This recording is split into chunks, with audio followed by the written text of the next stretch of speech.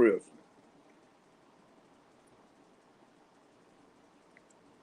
Welcome back, everybody.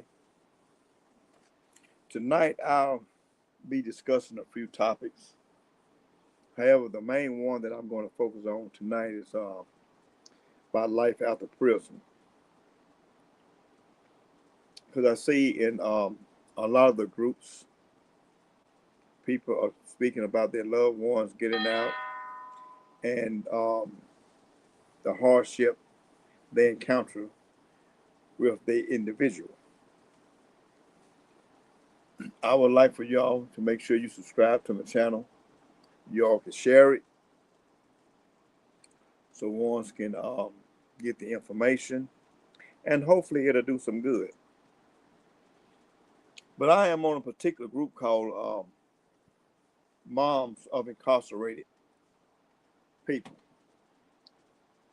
Persons. However, I am involved in a lot of groups, but I'm going to specifically talk about what men faces when they leave the prison system.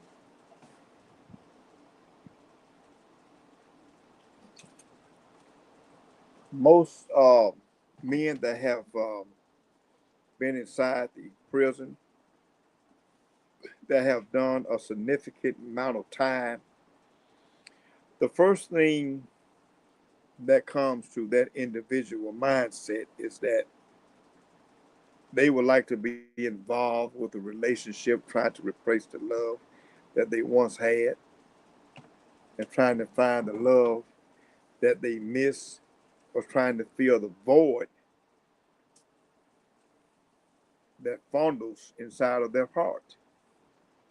However, that can be a bad mistake. Show me that again.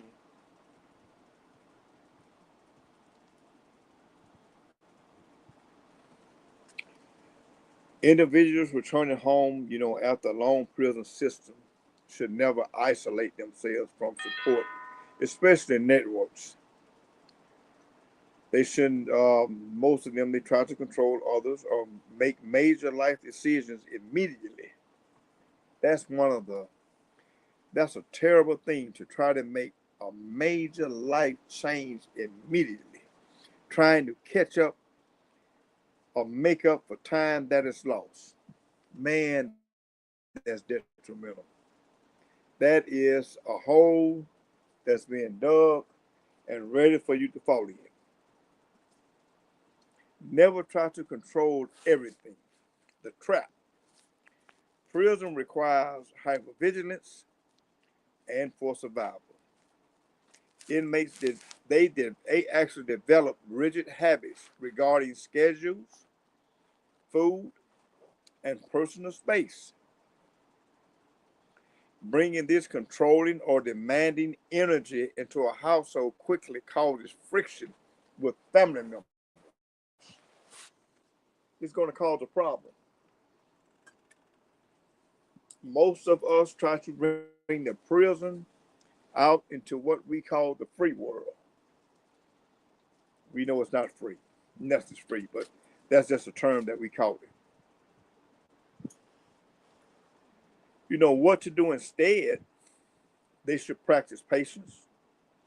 They should allow the loved ones to take the lead in the household decisions and focus on active listening. But that's hard when you have done a significant amount of time, whether it's in the Alabama prison system, Illinois, California. It holds a great weight on the shoulders of the prison.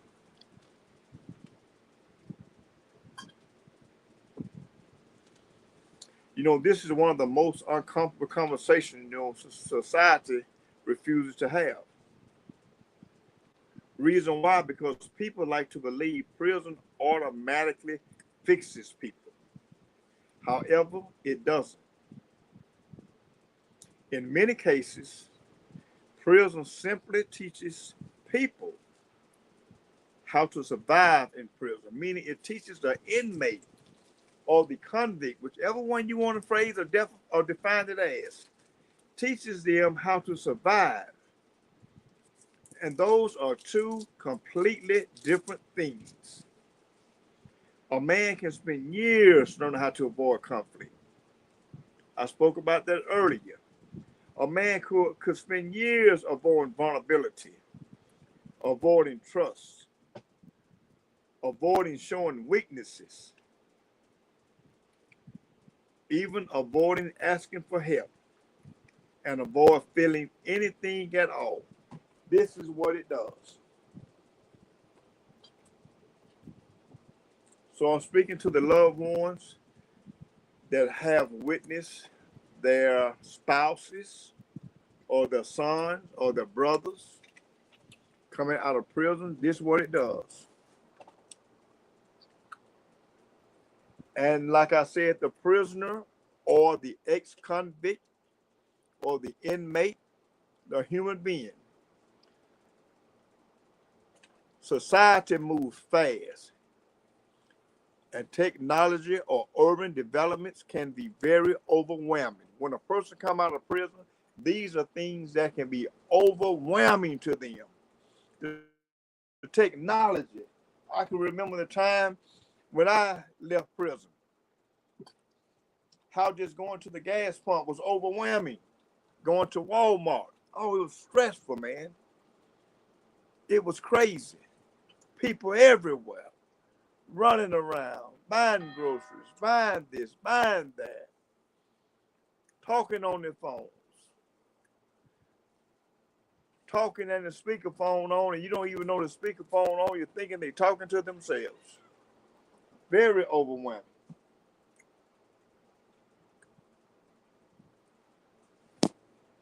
Like I said, a man can spend years on how to avoid conflict, how to avoid vulnerability. He can also show mainly how to avoid weakness. Because in prison, you can't show weakness. There's a thing said that a man shouldn't cry. I beg to differ because we have tear ducts. However, in prison, you must muster those tears. You must let them tears flow when you're in the shower. You must muster and let those tears flow when you hit your bunk or your rack and cover your head up. And no one hears the cries and screams but you. This is prison. Those survival skills may keep him alive behind the fence, but they can destroy him outside of it. It destroys relationships. However, most prisoners or ex-convicts returning to old neighborhoods, former acquaintances, or previous habits is one of the leading causes of recidivism. Recidivism, meaning that you will return your ass back to the penitentiary. Bottom line. I have always said, people, places, and things, you must change them. Because if you don't, you will experience what they call insanity. You keep doing the same thing, expecting a change. And you keep getting the same results. The public imagines rehabilitation look like classes, programs, counseling, self-improvement. But the reality of that, many inmates spend years navigating stress, hypervigilance, politics, violence, manipulation, loneliness, isolation, and most of all, emotional suppression. So the ones that have their loved ones coming out, please hear me out. These are the things that you're going to encounter. For the prisoner or the ex-felon that have made parole or have EOS, mean end of sentence, is coming out, please take heed to what I'm saying. Because we know as an ex-felon that day after day, year after year, eventually some people adapt so completely to that environment that normal life begins to feel foreign, meaning it's a foreign object when you leave prison. And these are the things that happen. Relationships become difficult. Conversations become difficult. I heard a young lady.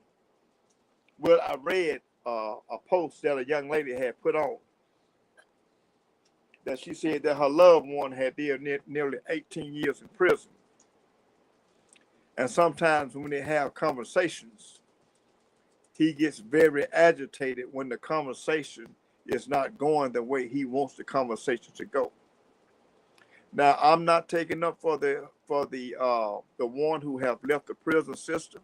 However, I can say that should be expected because he has been taught this nearly 18 years. How in the hell can you change after 18 years on a drop of a dime? It takes time. My channel is not about drama, so I would not have a lot of people on my channel, which that is fine with me as long as my message gets out to the people, especially the ones that have very concern about their loved ones. Like I said, to the loved ones and to the ex-felon, conversations become difficult. Relationships become difficult. Most of all, trust becomes extremely difficult. Even simple things like standing in the crowd, going to Walmart, making small talk to your neighbor or a stranger on the street becomes overwhelming. These are things that I'm not just saying to the ex-felon or to the one that has a loved one. These are things that I have experienced upon myself.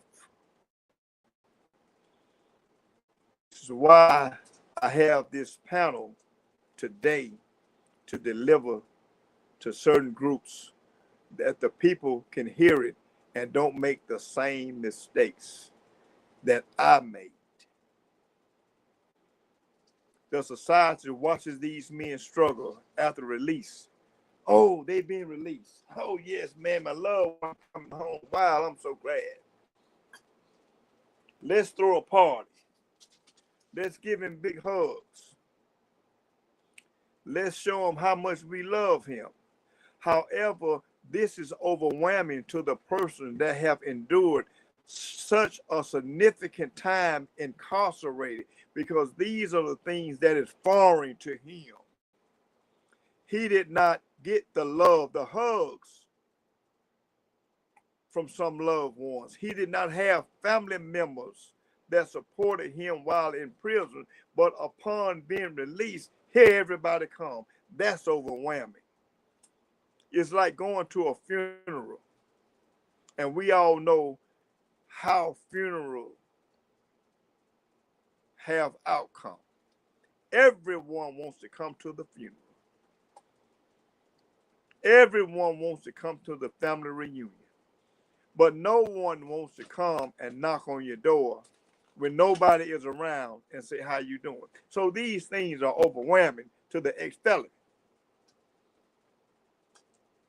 Like I said, lies don't figures and figures don't lie. Add it up.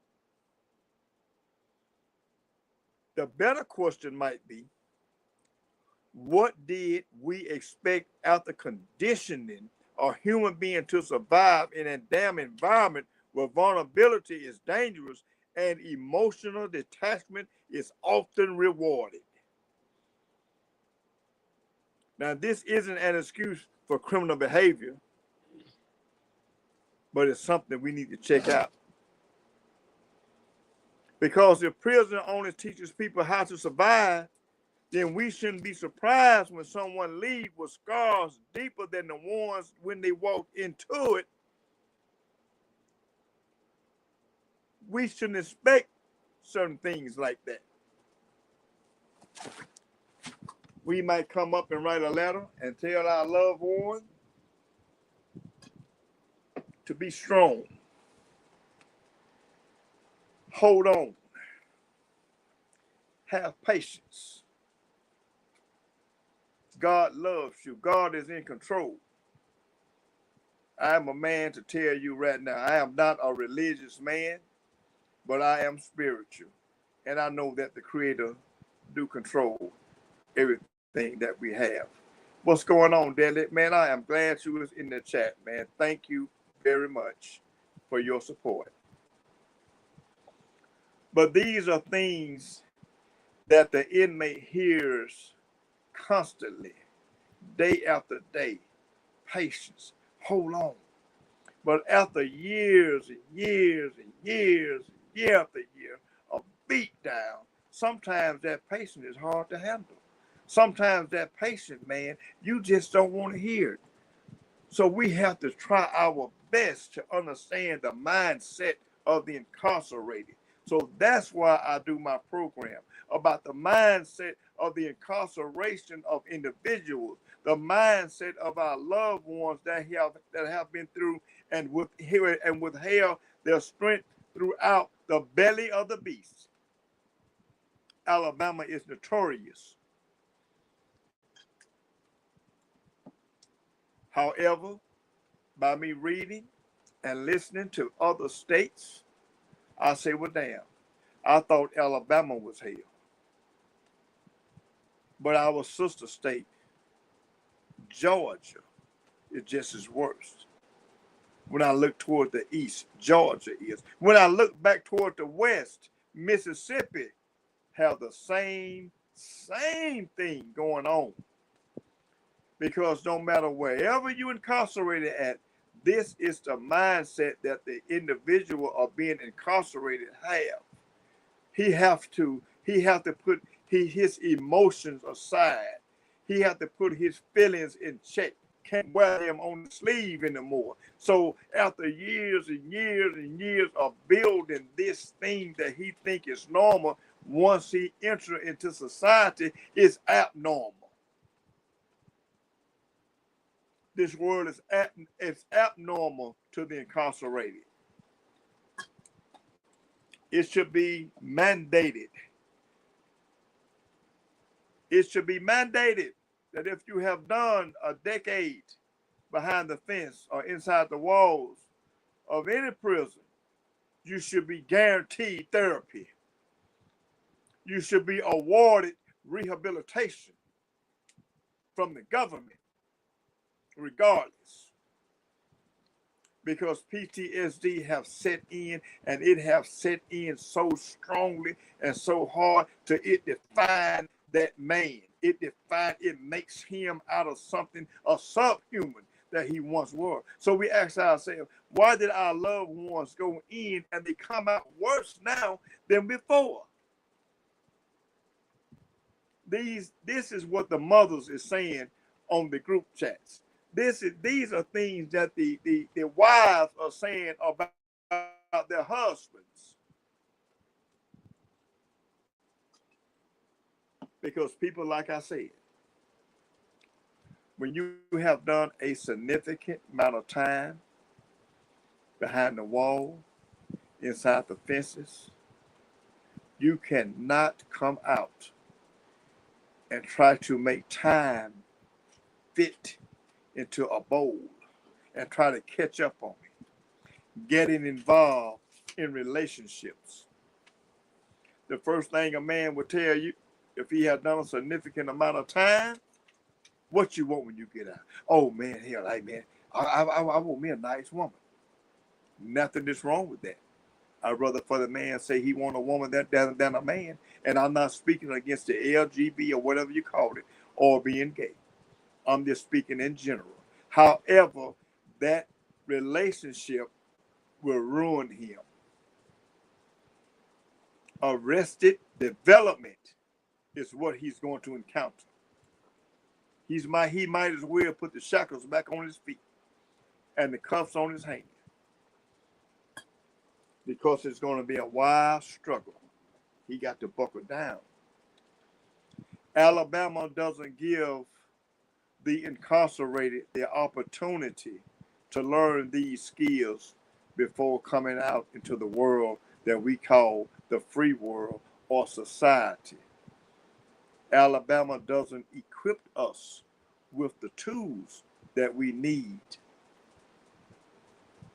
to control our emotions, to control our conversations. They doesn't give us the right tool to understand how small conversation can be okay. And when I say Alabama, please put Mississippi on it.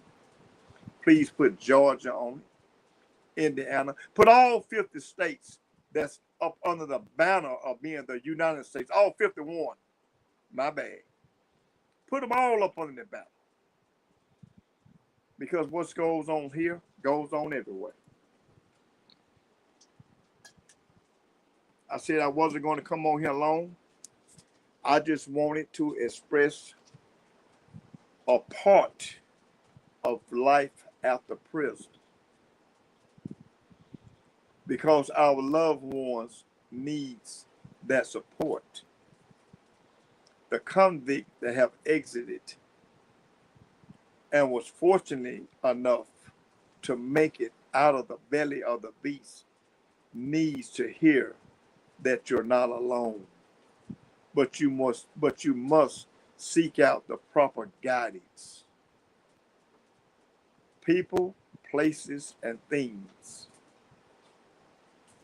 The old neighborhoods, the old association with what we call the fellas, the old relationships, what we call with the women.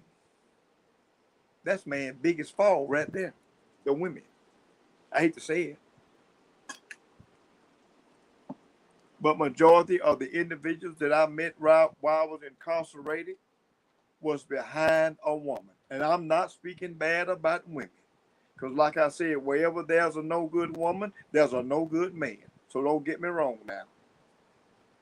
However, majority of the people that's incarcerated is behind a woman. So guys, I understand about you might have your baby mamas that you want to get back to. I understand that.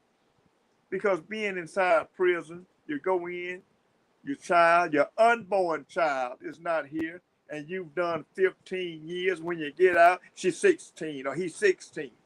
So you haven't had that connection with her. Or when you went in, the child was 12. When you get out, the child is 30.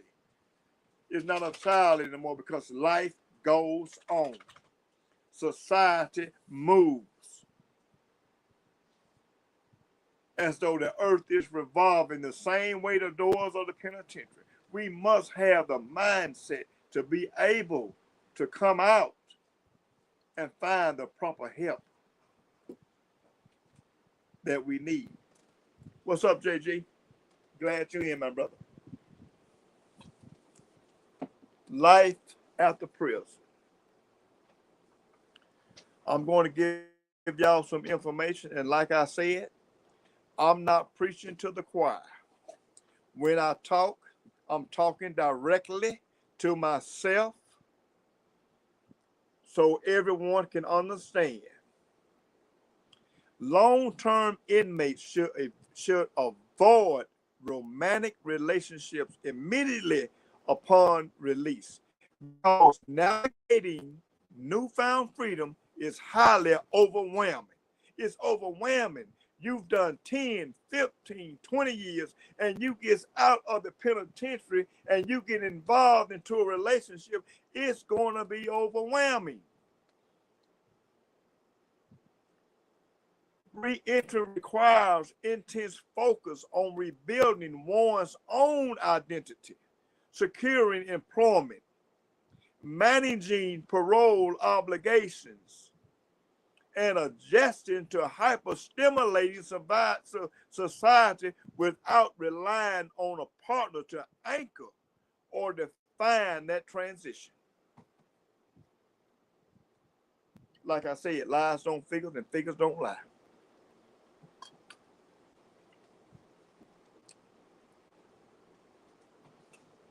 So I thought I would come on tonight and give a brief example of life after prison. Like I said, my channel, my podcast, it can be shared throughout your Facebook page, throughout your Instagram,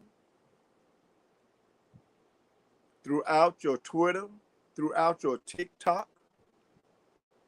I would like for you to do that because overwhelming life transitions, formerly incarcerated individuals face significant changes. Basic talks, just like talking on a smartphone.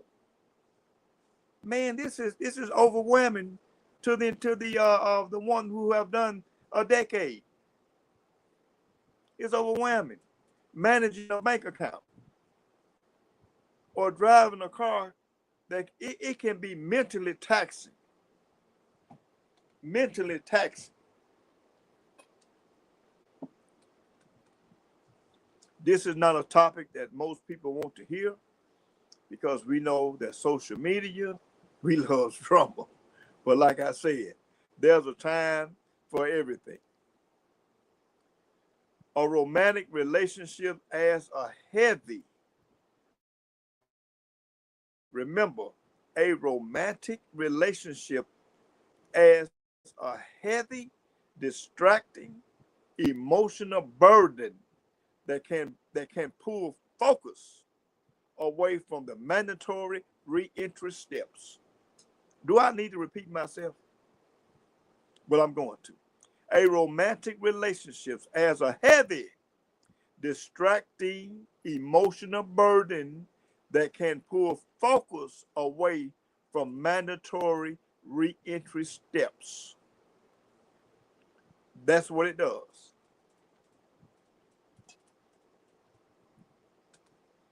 Personal growth. Individuals need time to figure out who they are outside the prison system. You need that time. You need time to figure out who you are, what your goals, what your short term, what your long terms. However, relying on a new partner often leads to filling personal voids instead of doing the necessary self-reflection to build a stable life. It's what it does.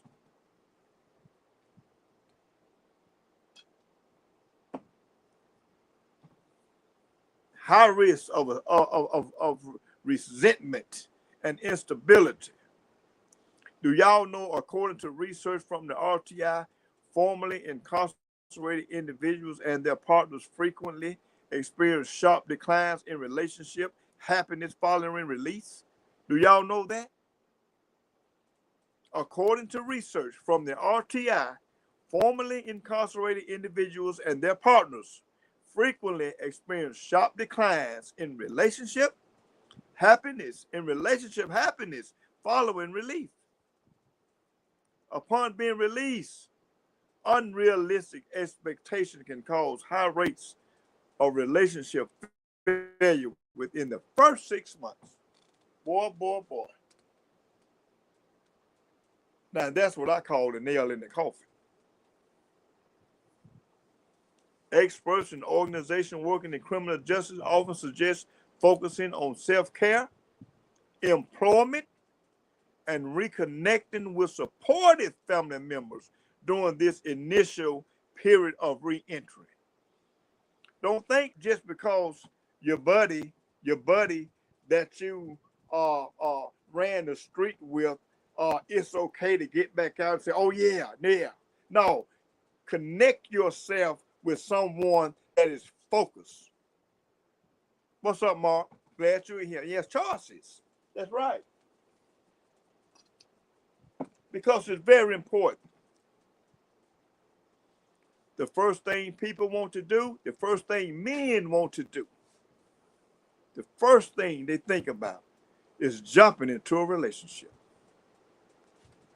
Unrealistic expectations can cause high rates of relationship failure within the first 6 months because it's a heavy load once you come out. It's a heavy load on you after you have done a significant amount of time you were told about the child call, the mail call, the yard call. You was told this over and over again so many times to come, it become redundant.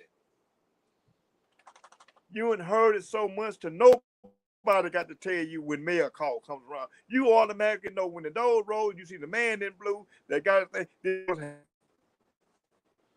Okay, Mark Moore, I see you, brother. You at work.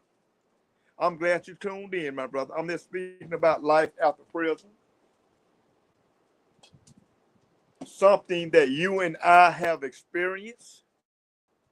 Something that you and I is trying to deliver to the people that they can understand, to not to make the same mistakes that some of us made. We say a change gonna come. Well, that's how a change gonna come. People, places, and things. You cannot go to the same play yard and expect the merry-go-round to go the opposite direction. The way it was spinning when you left is going to continue to spin that way. So leave that damn play yard and find you some more playmates.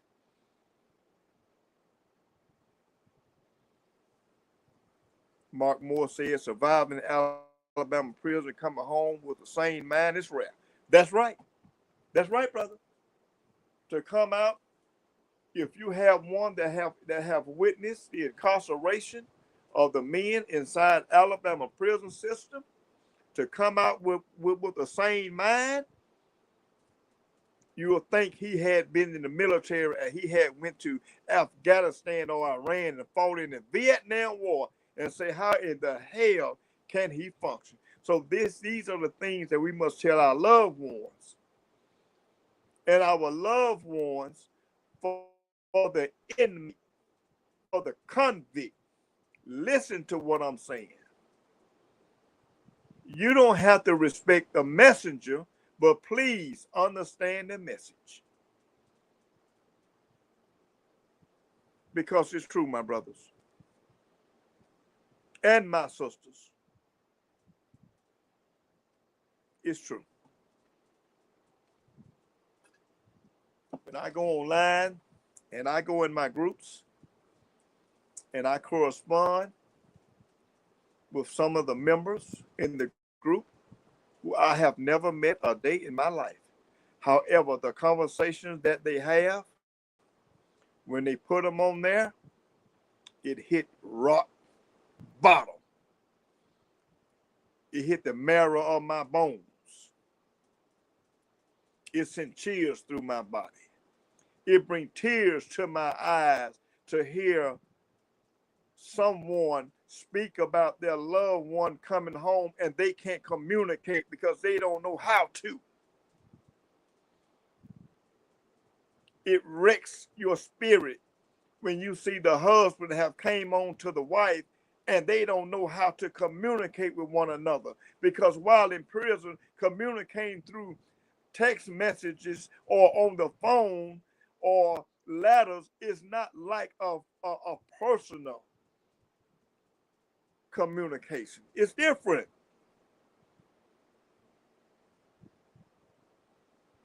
It's different.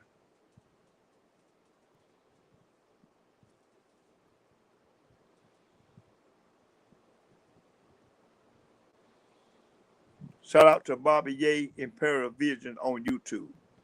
That's one of the guys that Mark Moore have on his channel sometime. I heard a little bit about Bobby Ye, and I'm going to check him out. Because what I've heard so far about Bobby Ye is very positive. We know that YouTube, social media, we love, like Mark said, BS. That's something that we love to hear. But we is trying to give out some things to the community to help family build, to keep the incarcerated mind stable. Formerly incarcerated individuals, man, they often struggle with social skills because confinement breeds institutionalization and trauma. forcing people to adapt to hypervigilance and rigid behaviors for survival. Rigid behavior for survival. Because incarceration, you have to be a beast at times. Fight or flight. You have to be able to adapt to it because you won't survive. So once released, the stark contrast of living outside structured environments combined with societal stigma makes relearning normative social interactions incredibly dangerous or challenging. It becomes challenging to have to go and relearn. We got to go back and relearn. We got to go back and reschool ourselves to be able to adapt. You say, hey, nobody called child call at 4:30 in the evening. But we start looking at once we look at the clock, it's 4:30. We instantly start focusing on what dorm finna go next, who they finna call. Is it child call? Yes, Mark. Mark said he's deep and intelligent. I would definitely check him out because that's what I'm on. I like to come on YouTube and kick it, go on panels and like we say, we chop it up. But like I said, I am an advocate involved in Alabama prison system of the inhumaneness that goes on. And when I speak about Alabama, damn it, I'm talking about Mississippi, I'm talking about Georgia, I'm talking about Tennessee, I'm talking about California, Virginia. These are the places, and whoever I missed, put the ETC on it, add it in there. Because you can move and go anywhere. The same thing goes on. What goes on in the Alabama penal system is going on in Texas. It's going on in Mississippi. It's going on in Georgia.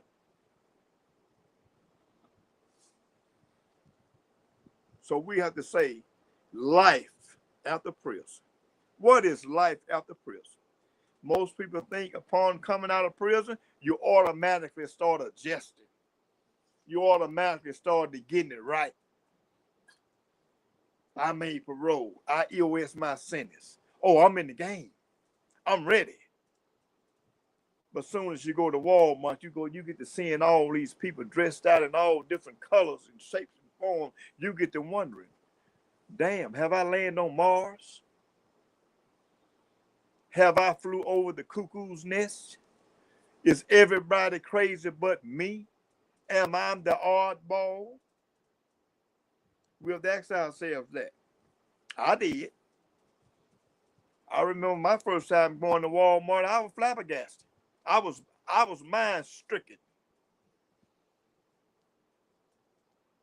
Because when I left the free world or the streets, Walmart wasn't like it was then. It wasn't no super Walmart so big that Walmart sold every damn thing. They sell everything from a damn screwdriver to a chicken. They sell everything hot, they sell it cold. They sell it dry, they sell it wet.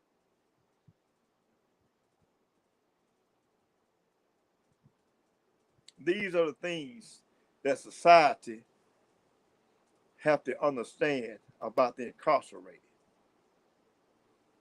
And I was telling a young lady today, she had messaged me, and she said that I saw one of your comments when you were speaking about loved ones incarcerated. And however, I was giving my insight or my input about how I felt about the conversation and about her chat. And it was mind blowing because the time frame that she had given about her loved one was the same amount of time that I have done while incarcerated. So I'm like, wow. So she hit me up.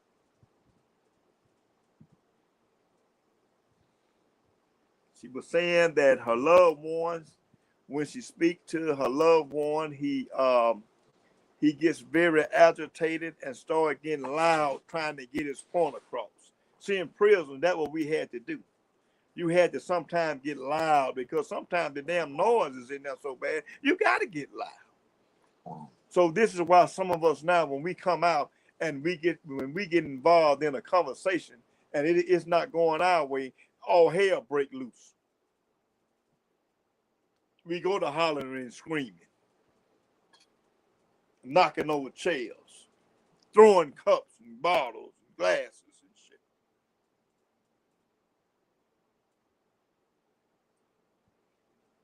Prison teaches you things, not because it's a want, because you have no choice but to adapt. Prison teaches you constantly to watch your surroundings. You have to notice who walking towards you. You better. You have to watch who's watching you, who's acting differently today. This is why life after prison, the convict that have been in so long has this PTSD. He watches everything that moves. It teaches you to control your emotions. I got to make sure I control my emotions, because if I shed a tear, I know what time it is. So this is what happens.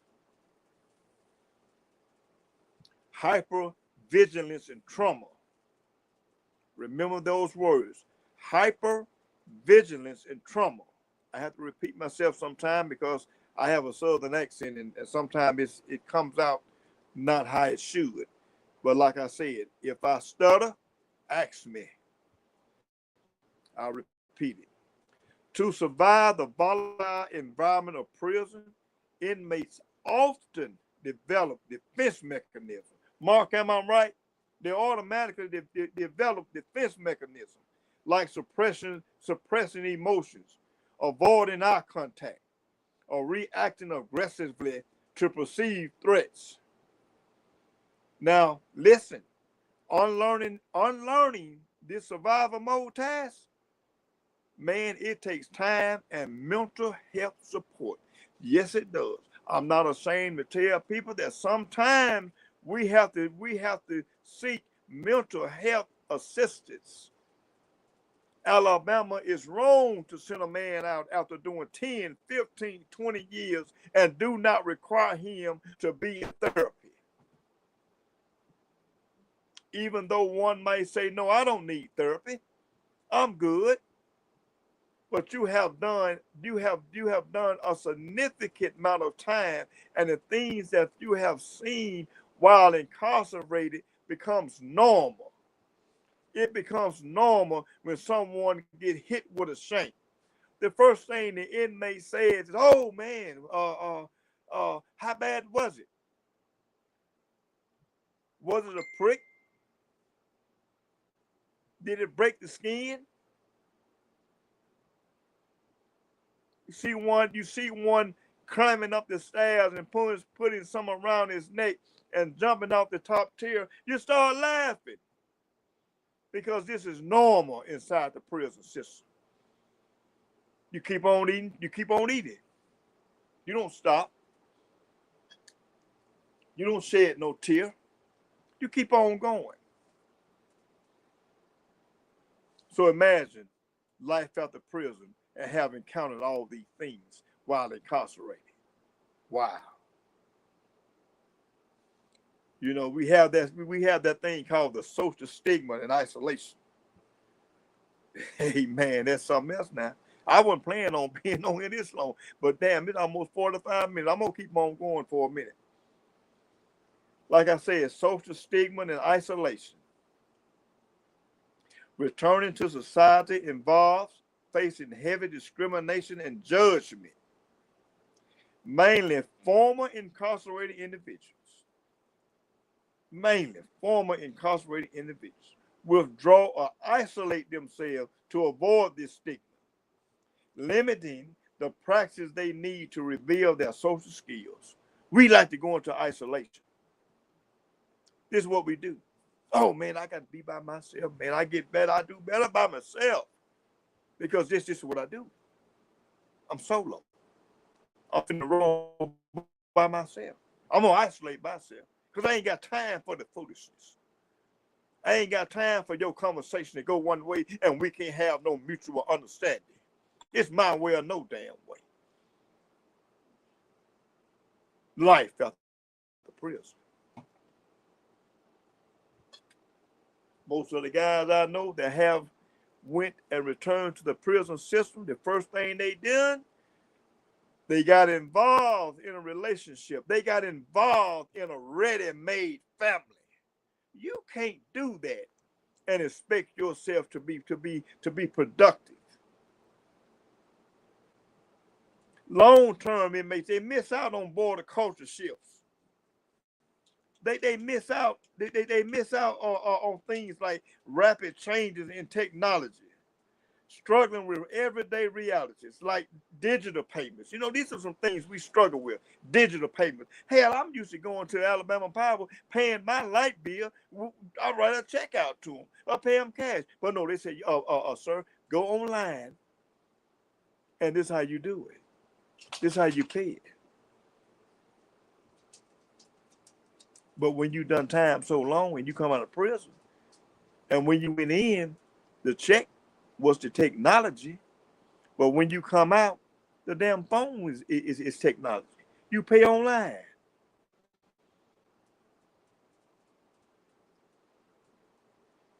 You know, we need these type of entry counseling, man, to keep us going, to keep us awake. Alabama don't teach you that. We go in at the age of 28. When we come out, we still at age of 28. Everything have moved on except us. So life after prison have crippled us. This is why these people is coming in these group chats saying, oh, I can't communicate to my loved one. Because when I try to communicate with him, he screams and hollers. He gets agitated. He shuts down.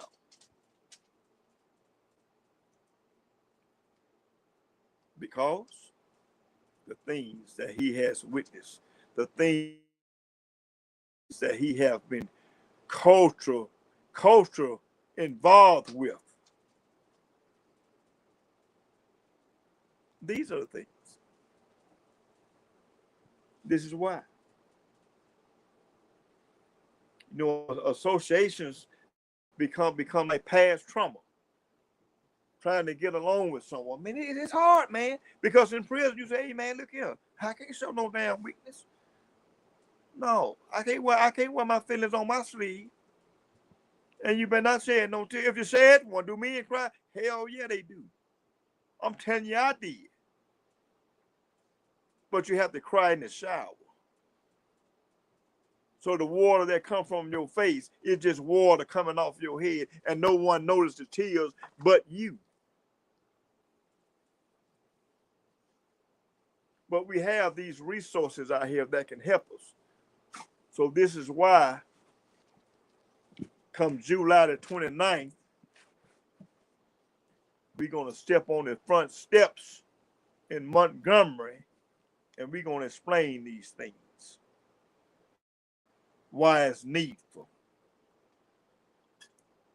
Lady sent me a thing today, said that St. Clair Correctional Facility was able to get fans in. I said, oh, wow, that's good, man. They can now get fans. Now, the first thing came to my mind, well, when the hell they going to plug them at? Or you know, just how they going to do it. Is it battery operated or what? But however, the fans had come in and someone from another prison complained, and when it got back to the warden, the captain had to send the fans back and say, no, we can't let the fans inside this prison.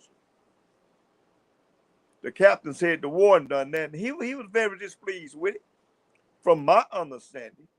But now the inmates at St. Clair Prison System, they can't have the fans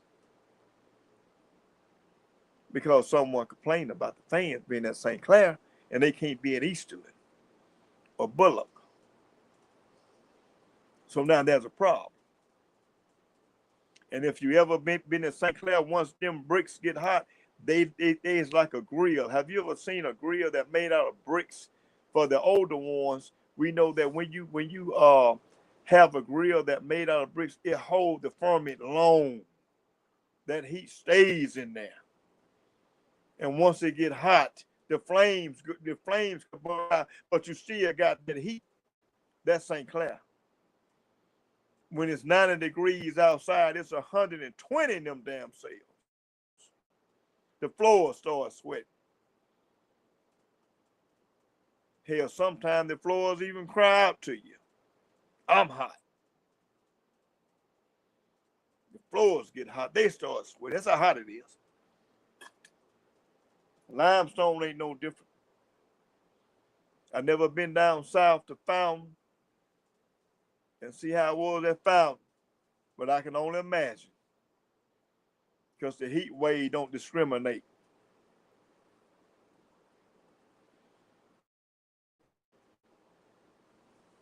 But yeah, I want to come up and give a brief example about life after prison because a lot of our loved ones come back to society and our people struggles to try to maintain that relationship with their loved ones. And this was a mother speaking about her son. That was very disturbing to me because the mother did not know how to relate to her son when he started screaming and hollering. And there were some negative comments and there were some positive comments. A lot of the positive comments were saying that we would recommend therapy.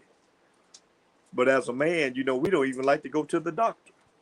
So he went in at the age of 17 and he done 18 years, so he must have come out at the age of 35.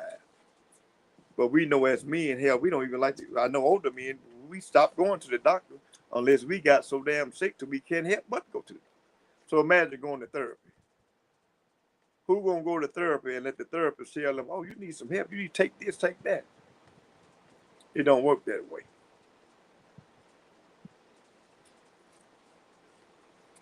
Mark Moore say found in Holman is no different.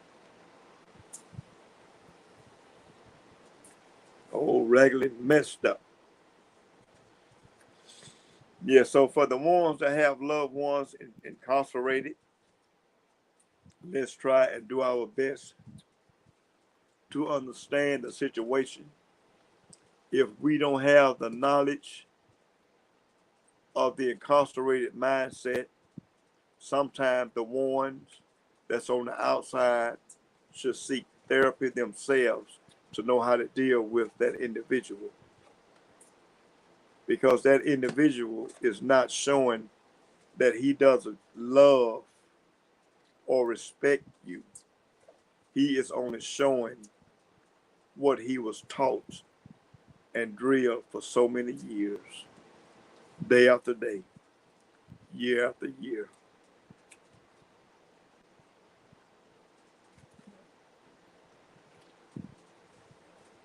So my heart goes out to them. Yes, a lot of these people see others' pain as entertainment. Yes, of course they do. And that's very sad because sometimes you must look at it and say, how will you feel when pain knocks on your door? Would it be entertainment then? I beg to differ. I don't think Mark uh, uh, would disagree with what I'm saying about in his situation. Said that he's on dialysis and done for 20 years. How many of us can wake up Monday, Wednesday, and Friday for 20 years and go to treatment? How many? And still maintain a sane mind. I told my wife many years I'd rather be stricken blind than use my mind. And that's the truth. Because the mind is a terrible thing to waste. And social media will cause you to lose your mind. You will be seeing, but you damn sure ain't comprehending what the hell's going on. This social media. So for my groups, I made this this podcast for you all. I hope you all enjoy it. I hope you all got some understanding.